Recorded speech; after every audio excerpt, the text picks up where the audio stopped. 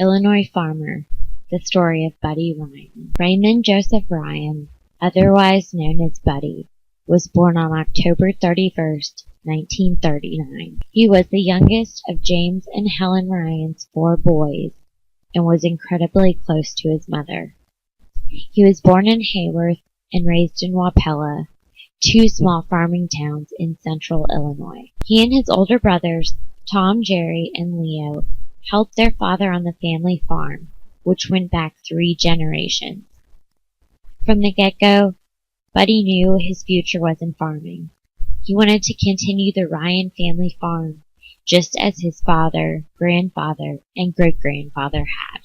He graduated from Wapella High School, and by his early 20s, he was a full-time farmer.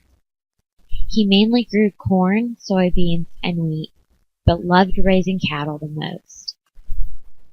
In November 1960, he married his high school sweetheart, Mary Sharon Bray. The following September, their first child, and my dad, Tim, was born. He was followed by 1 brother and 3 sisters, Todd, Teresa, Tracy, and Tara. The most important thing in Buddy's life was definitely his family.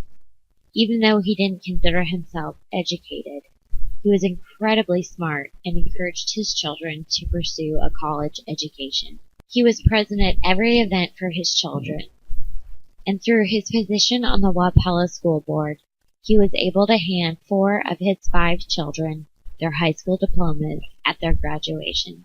Buddy was extremely proud of his grandchildren, too. He took us to garage sales, let us help in the garden, and go on tractor rides around the farm. Even though he made us eat all the food on our plates, he rarely scolded us. He was incredibly important to all of us, and we loved him fiercely. Buddy made friends everywhere he went and was always running into people that he knew. He did his best to embody love thy neighbor.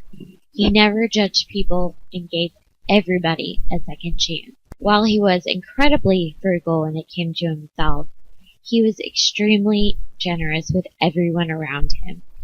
He did what was good and right and honest, even if others didn't always agree. In 2001, Buddy was diagnosed with colon cancer, but he refused to let it control his life.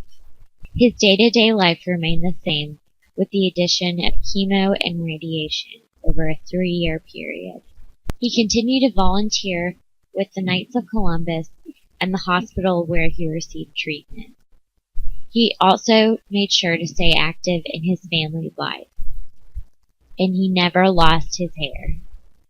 On December 3rd, 2004, Buddy lost his battle with cancer.